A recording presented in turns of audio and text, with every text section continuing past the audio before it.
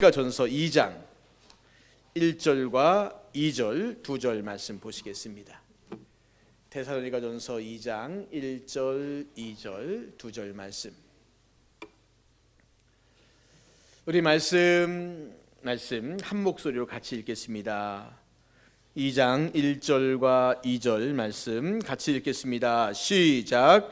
형제들아, 우리가 너희 가운데 들어간 것이 헛되지 않은 줄을 너희가 친히 아나니, 너희가 아는 바와 같이 우리가 먼저 빌립보에서 고난과 능욕을 당하였으나 우리 하나님을 힘입어 많은 싸움 중에 하나님의 복음을 너희에게 전하였노라. 아멘.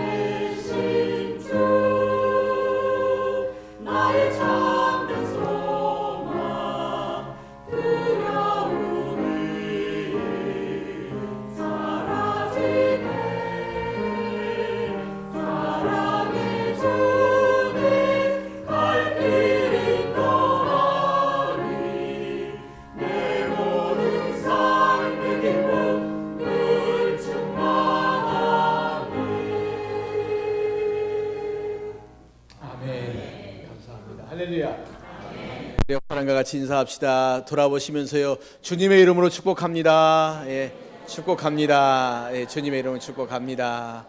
예, 축복합니다. 요즘 성경 공부를 계속 하다 보면은 우리가 옆 사람 교인들 이름도 잘 모르겠다 하고 얼굴도 모르겠다 하고 얼굴은 아는데 저 사람이 우리 교인인가 뭐 이런 긴가민가 하는 마음들이 많이 있다라고 얘기를 합니다. 그래서 참 많지 않은 성도들 가운데도 그게 쉽지 않구나. 여러분 식당에서 아니면 예배 드릴 때 이렇게 좀 뵈면 이렇게 먼저 인사하고 때로는 저는 누굽니다 뭐 이렇게 명찰 하나 이렇게 붙이고 다니까 지금 생각 중입니다. 다들 나는 누굽니다. 우리가 참 공동체 생활을 한다는 게 우리가 물론 매일 모이는 건 아니지만 모여서 서로 얼굴을 보고 대화를 하고 속을 나눌 수 있는 그런 관계들이 우리 가운데 있다면 참 은혜로울 텐데 그 일이 참 쉽지 않습니다. 여러분 부탁드리는 것은 항상 먼저 인사해 주시고 때로 이름을 모르겠다 그러면 나는 누굽니다 이렇게 물어보기도 하시고요. 저는 누군데요 이렇게 말하면 거기서도 민감하면 나도 누구라고 얘기하지 않겠습니까? 서로 이렇게 얼굴 마주보고 인사하고 식당에서 밥 먹을 때 이렇게 좀 가끔은 모르는 사람 보면 또 인사도 좀 해주시고 이 사람 누군지 긴가민가 이렇게 막 가서 인사도 한번 하시면서 그렇게 아름다운 믿음의 교제들이 우리 가운데 있었으면 합니다. 우리 옆 사람 이름 아세요?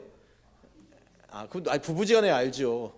박명자 권사님 무슨 이름 아세요? 남편 이름 보고 얼굴 쳐다보시면 남편 이름 모르세요? 저도 아는데.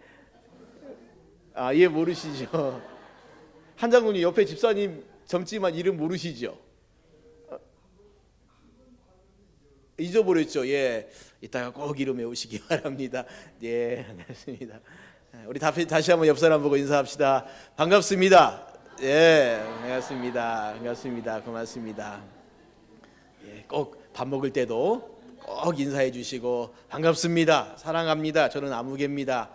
예, 이렇게 우리 기도하고 서로를 섬겨줄 수 있는 그런 시간들 늘 있었으면 합니다. 미국의 유명한 부흥사 중에 D.L. 무디라고 하는 목사님이 계십니다. 이 무디 목사님의 아주 절친한 친구였고 시카고 의과대학 교수였던 스페포드라고 하는 교수님이 계셨는데요. 이분은 참 여러 가지 어려운 일들을 참 많이 당합니다. 전염성 피부 질환으로 인해서 첫째 아들을 잃게 되고 그리고 어느 날 발생한 시카고의 대화재로 인해서 전 재산을 또 다 잃습니다.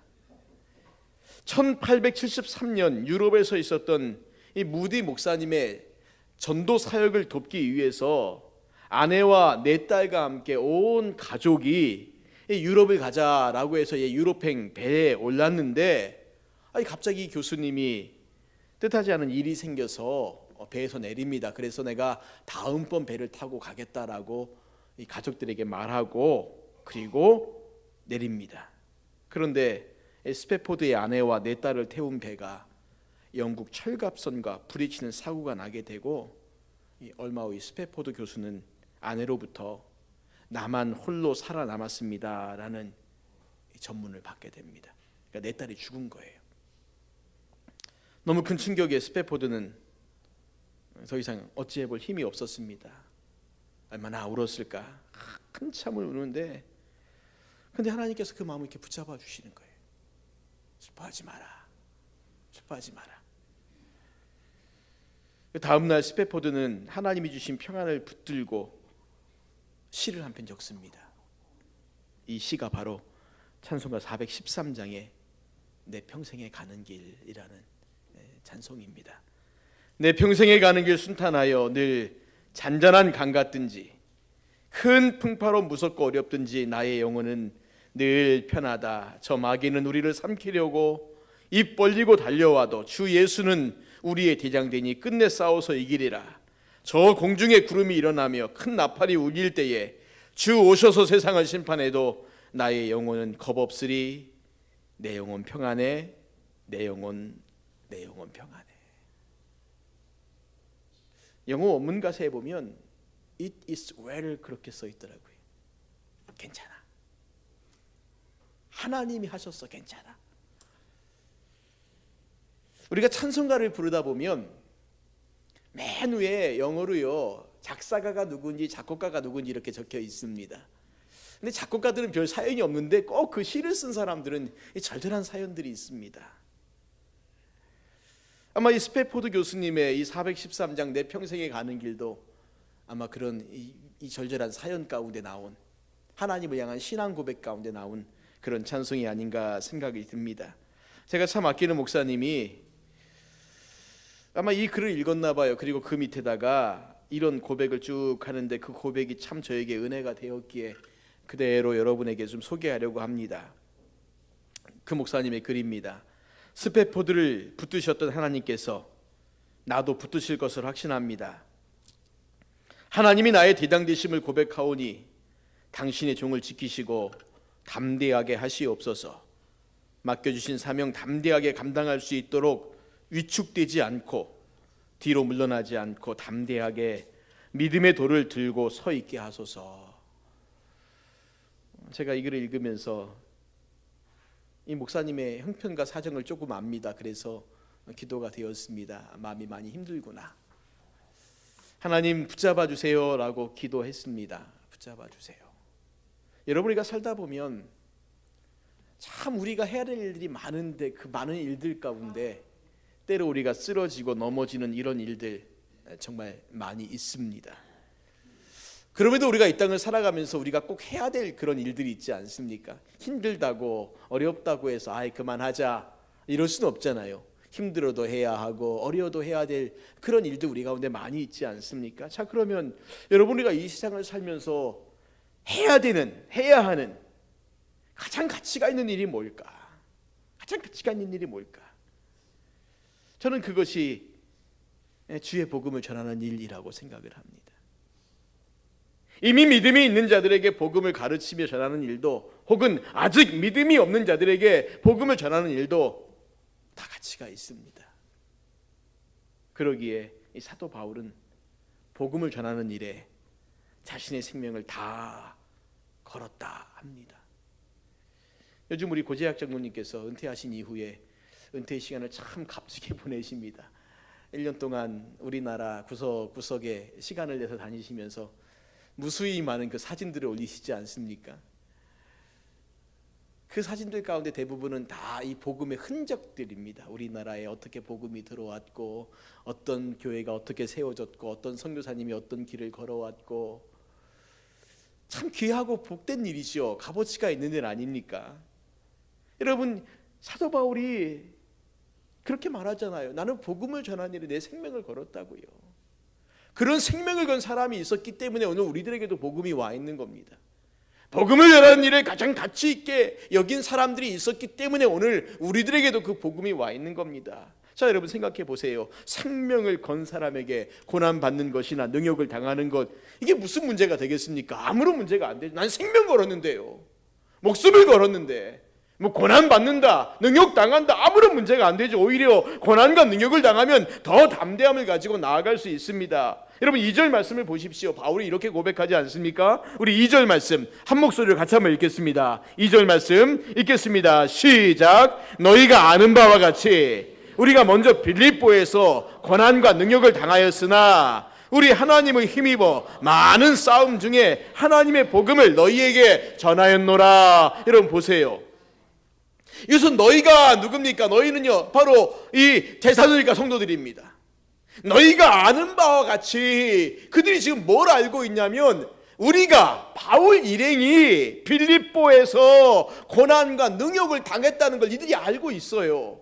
빌립보는 데살로니가에 오기 전에 바울이 먼저 들렀던 도시였습니다. 우리가 알고 있는 것처럼 빌립보에서 얼마나 많은 고난을 당하고 능욕을 당했는가 모릅니다. 매질도 당하고 감옥에도 갇혔어요. 거기에 바울이 어떤 금전적인 대가나 보상을 받은 적도 없어요. 칭찬받은 적도 없습니다. 그 모든 모욕과 매질을 당하고 감옥에도 갇힌 그 바울이 빌립보에서 나와서 했던 일이 뭡니까? 또다시 데살로니가로 가요. 그리고 여전히 같은 일을 또 합니다. 그럼 결과가 달랐을까? 아니요. 그렇지 않습니다. 여전히 바울은 데살로니가에서도 심한 반대와 공격을 당했습니다. 물론 빌립보처럼 매를 맞고 감옥에 갇히지 않았어요. 지혜롭게 잘 피해서 그 성을 빠져나옵니다. 자, 그러면 여러분 생각해 보세요.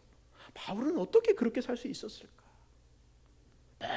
뻔히 그가 복음을 전하면 매맞고 고난당하고 능욕당하고 모욕당하고, 이거 알잖아요. 이미 빌립보에서 그 일을 겪었어요. 심하게 겪었어요. 대충 겪은 것도 아니에요. 얼마나 심하게 매를 맞고 감옥에 갇혔는지 몰라요. 우리 같으면, 아니 저 같으면, 그러면 좀 한텀 쉬겠어요. 하나님, 나 너무 힘들어요. 나 마음이 너무 괴로워요. 너무 고통스러워요. 그러니까 저 좀 잠깐 쉬고 좀 이따가 할게요. 그러면서 열심히 또 어떻게 하면 고난을 좀 덜 받을까 궁리할지 모르겠습니다. 그런데 바울이요, 전혀 그런 거 없어요. 몸이 다 나았는지 안 나는지 모르겠어요. 그는 또다시 훌훌 털고 데살로니가로 가요. 어떻게 그럴 수 있었을까? 바울을 그렇게 살게 하는 어떤 강력한 힘이 있지 않았겠습니까? 근데 바울은 우리에게 그 답을 줘요. 한마디로 이렇게 말합니다. 우리 하나님을 힘입어. 예, 하나님을 힘입었다는 거예요. 바울이 말합니다. 내가 지금 이 모진 모욕과 고난 가운데 내 힘으로는 너희들에게 와서 복음을 전할 힘이 없지만, 그러나 우리 하나님을 힘입어. 여기 또 왔다. 이거 너희가 아는 것 아닌가라는 거예요. 바울은 어떤 환경 속에서도 복음을 전했습니다. 사도 바울이 3차 전도 여행을 마치고 이제 예루살렘으로 올라가는데 바울 나름대로 고민한 것이 있고 결단한 것이 있었어요. 그래서 바울이 예루살렘에 쭉 올라가다가 밀레도라는 곳에서 에베소의 장로들을 만납니다. 거기서 만나서 작별 인사를 하는데 그 에베소 장로들이 만류를 해요. 가면 안 된다라고 말합니다. 예루살렘에 올라가면 당신은 결박당하고 고난당할 것이다. 가지 마시라고. 그런데 바울이요, 그들의 만류에도 예루살렘으로 가는 거 포기하지 않습니다. 나도 다 안다라고 말하면서 사도행전 20장 23절 24절에 바울이 이렇게 고백합니다. 오직 성령이 각 성에서 내게 증언하여 결박과 환난이 나를 기다린다 하시나, 내가 달려갈 길과 주 예수께 받은 사명 곧 하나님의 은혜의 복음을 증언하는 일을 마치려 하면은 나의 생명조차 조금도 귀한 것으로 여기지 아니하노라. 이런 각오로 예루살렘에 올라갔어요. 근데 아니나 다를까, 이미 예루살렘에서요, 바울에 대해서 이를 부득부득 갈면서 내가 바울을 죽이기 전까지는 먹지도 않고 자지도 않겠다는 이런 결사단도 있었어요. 바울을 죽이겠다는 결사단. 소동이 일어나요. 바울이 사실은 보호를 받습니다. 그러나 가이사라에서 2년 동안 바울은 재판받으면서 아무것도 못해요. 그 이후에 로마에 그가 가서 로마 감옥에서 2년을 동안 또 갇혀 있습니다. 그럼에도 불구하고 바울은 감옥에서도 복음을 전합니다. 그는 어떤 환경과 어려움 속에서도 이 복음을 전하는 일을 쉬지 않았습니다. 잠시 노임을 받은 이후에 그가 로마 감옥에 두 번째 투옥되어서 사형 선고를 받고 죽음을 기다리면서 당시 에베소 감독으로 있었던 바울이 사랑하는 아들같이 여겼던 참 제자였던 디모데에게 마지막으로 쓴 편지에서 바울은 이렇게 말합니다. 디모데후서 4장 2절 말씀, 너는 말씀을 전파하라. 때를 얻든지 못 얻든지 항상 힘쓰라. 여러분 놀랍지 않습니까? 바울이 지금 왜 로마 감옥에서 사형 선고를 받고 기다리고 있습니까? 복음 전하다 그랬거든요. 하나님이 일하다 그랬거든요. 주님을 위해 살다 그랬거든요. 그런데 그 주님을 위해 일하다가 로마 감옥에 갇혀서 지금 죽음을 기다리고 있는 이 바울이 디모데에게 주는 말 한마디 이 말이었어요. 너는 복음을 전파하라. 때를 얻든지 못 얻든지 항상 힘쓰라. 여러분 이 말이 가능하겠습니까? 우리 인간적인 생각으로 이 말이 가능하겠어요?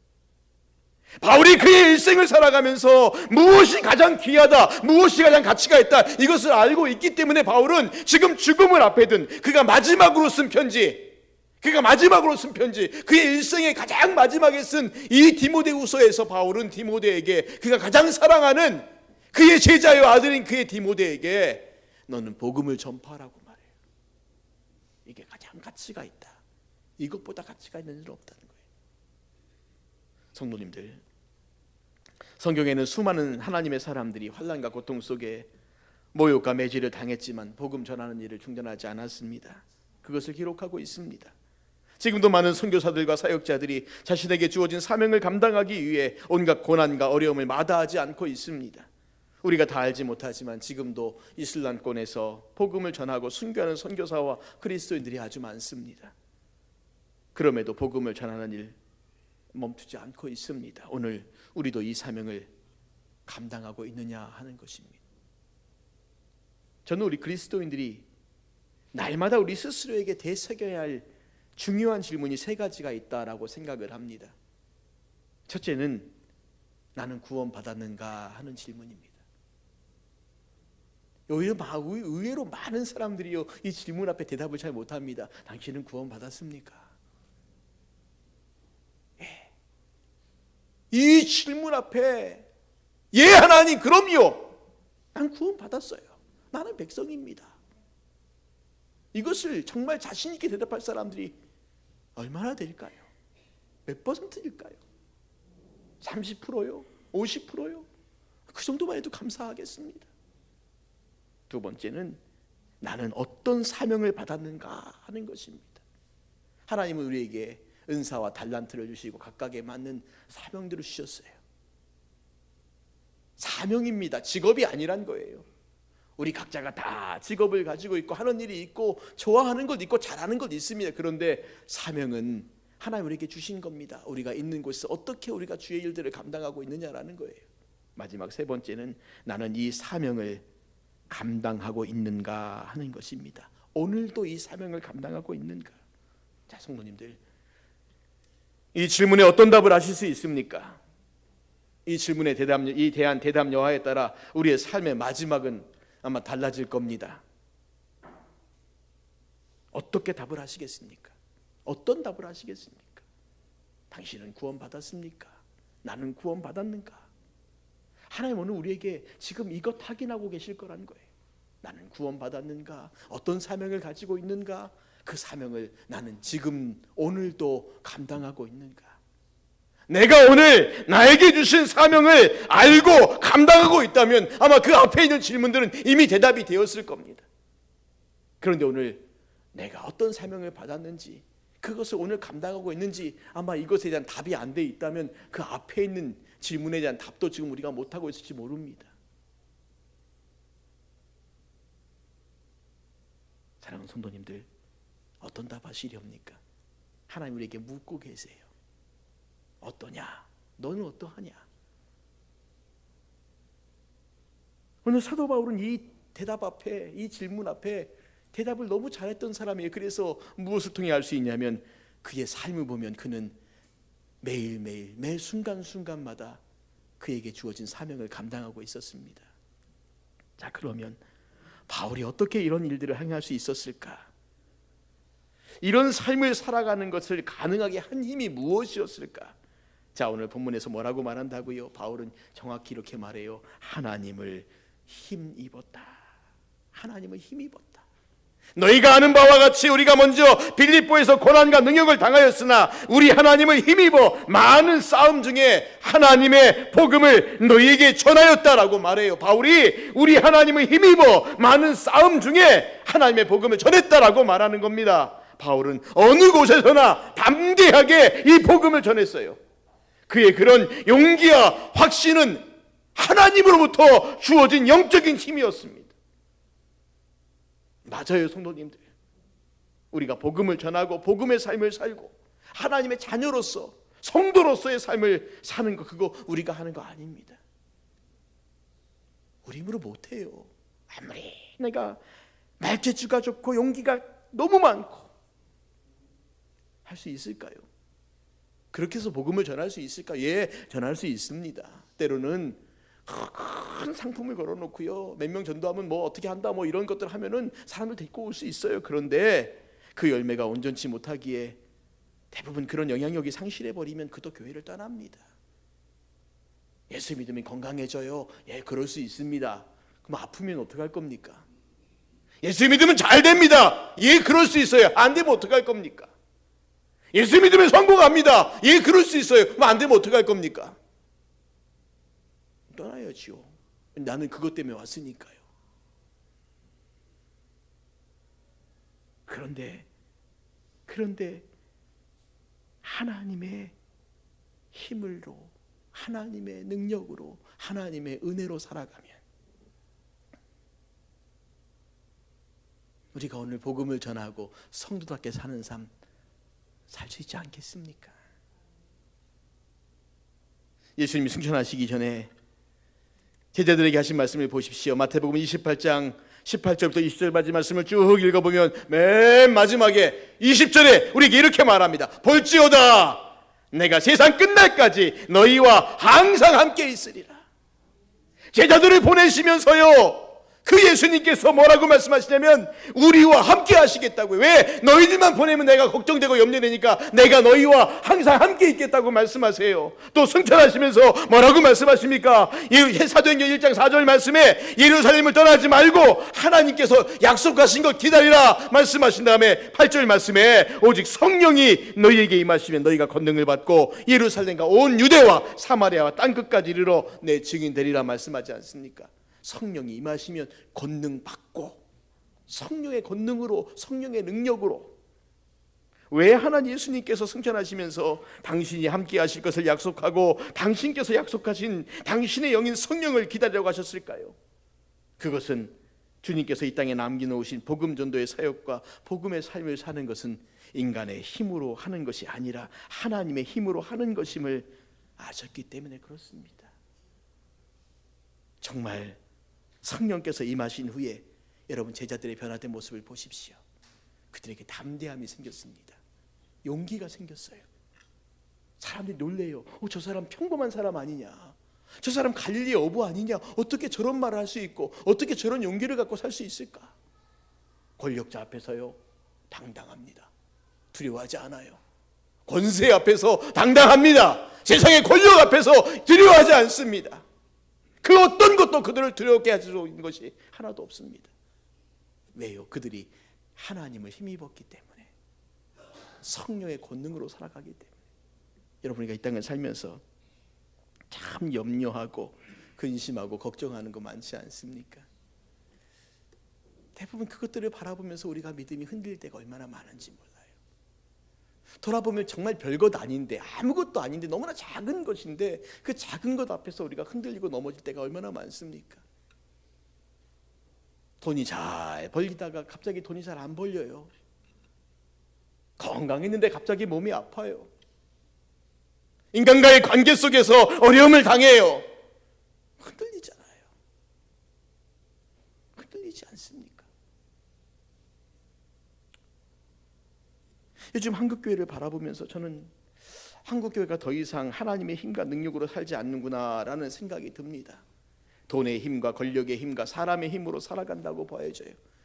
돈의 힘으로, 권력의 힘으로, 사람의 힘으로 살아가니까 거기 무슨 기쁨이 있겠습니까? 거기 무슨 평안이 있겠습니까? 돈의 썩은 냄새와 권력의 썩은 냄새만 나지 않겠습니까? 변화되지 못한 미성숙한 인간의 설익은 냄새만 나지 않겠습니까? 우리 다시 돌아가야 합니다. 오직 하나님의 힘으로 살았던 그때로 돌아가야 하고, 오직 하나님의 은혜로 살았던 그때로 돌아가야 합니다. 그렇게 살아야 교회다움과 성도다움 회복할 수 있습니다. 다시 돌아가야 합니다. 말씀을 맺기 전에 우리 믿음의 귀한 선배인 주기철 목사님의 일사각오라고 하는 설교를 살펴보겠습니다. 일사각오는 우리 주기철 목사님의 모토와도 같은 겁니다. 그분에 대한 영화가 만들어졌을 때 영화 제목도 일사각오였습니다. 이 일사각오는 1935년 12월 17일부터 3일 동안 19일까지 열렸던 평양신학교 학생 부흥회에서 주기철 목사님이 설교한 내용입니다. 이 기간 중 마지막 시간인 19일에 했던 설교가 요한복음 11장 16절의 말씀을 본문으로 삼아서 설교했는데, 본문은 이런 거였습니다. 디두모라 하는 도마가 다른 제자들에게 말하되 우리도 주와 함께 죽으러 가자 하니라는 이 말씀 가지고 일사각오란 설교를 하셨어요. 이때 설교했던 모든 내용들은 일본 경찰에 압수되어 분실되었는데, 훗날에 그 자리에서 설교를 들었던 김린서라고 하는 목사님이 마침 이렇게 그가 설교를 들으면서 기록한 내용들이 있었어요.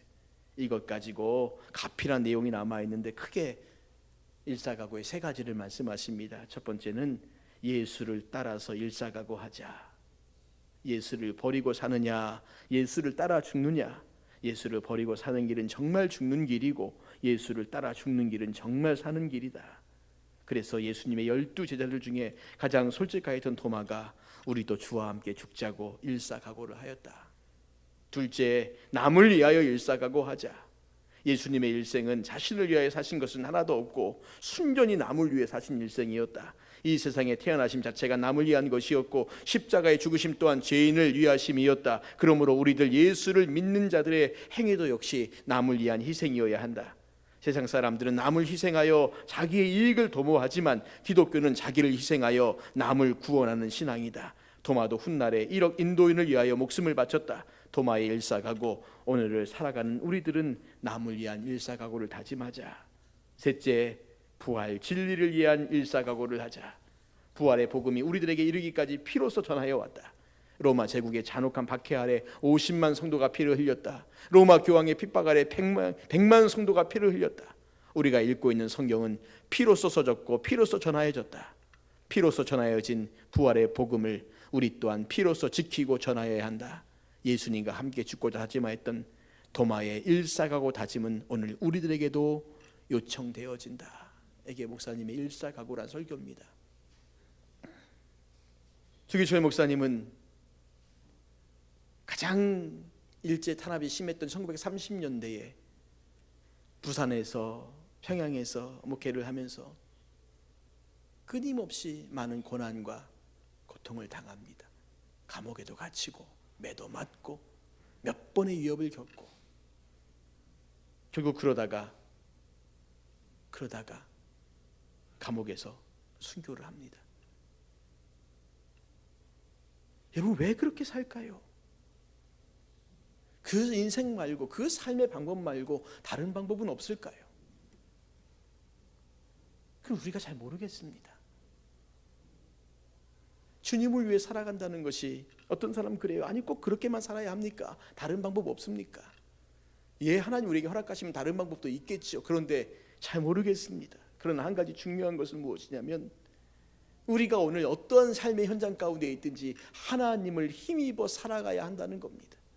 하나님을 힘입어 살아가야만이, 그래야만이 오늘 우리의 그 다음 삶 하나님께서 인도해 주십니다.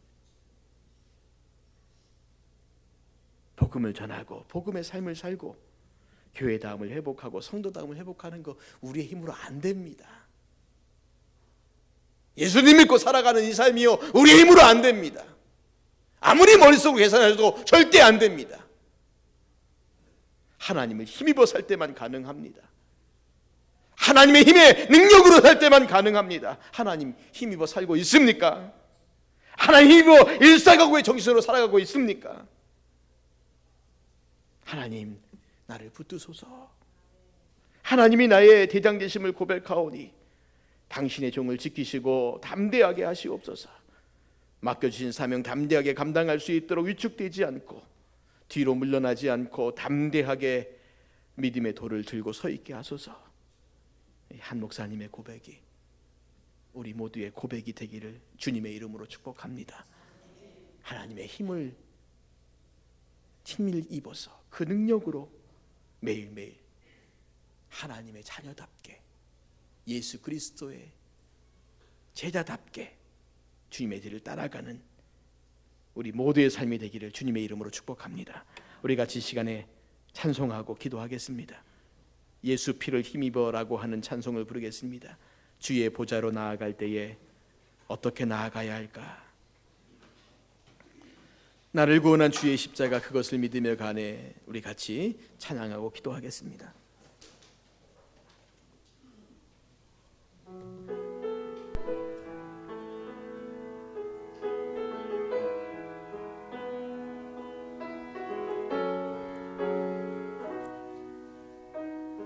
주의 보좌로 나아갈 때, 주의 보좌로 나아갈 때에 어떻게 나가야 할까?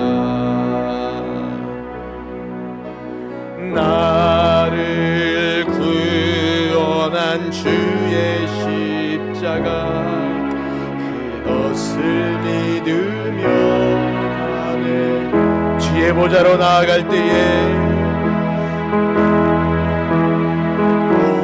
보좌로 나 여전히 부족하나. 나를 품으신 주의 그 사랑, 그것을 믿으며 가네. 자격 없는 내 힘이 아니 오직 예수님의 보혈로, 자격 없는 내 힘이 아니 오직 예수님의 보혈로.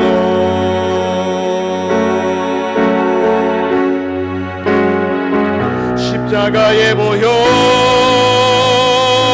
완전하신 사랑,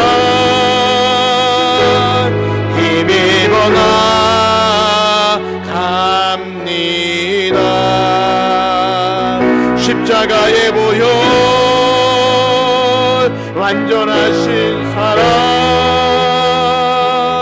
힘입어 예배함. 십자가의 보혈, 십자가의 보혈, 완전하신 사랑, 힘입어 나갑니다. 십자가의 보혈, 완전하신 사랑, 힘입어 예배합니다.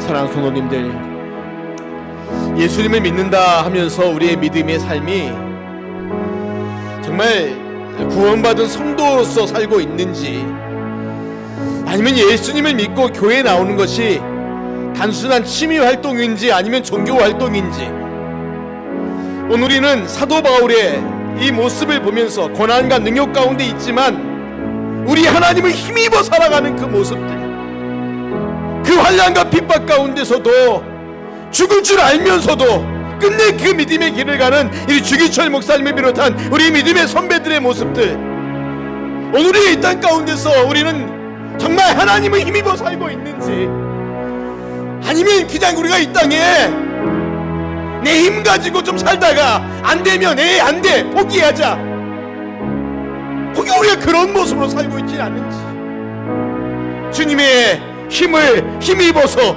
예수의 능력을 힘입어서, 하나님의 능력을 힘입어서 우리가 살기를 소망하며, 우리가 그렇게 믿음의 자녀로 살기를 소망하며 기도합시다. 우리 합심하여 나를 위하여서, 우리 교회를 위하여서, 이 땅의 한국교회를 위하여서 다시 한번 우리가 합심하여 기도합니다. 같이 기도하겠습니다. 하나님 아버지, 은혜를 감사합니다. 오늘 같이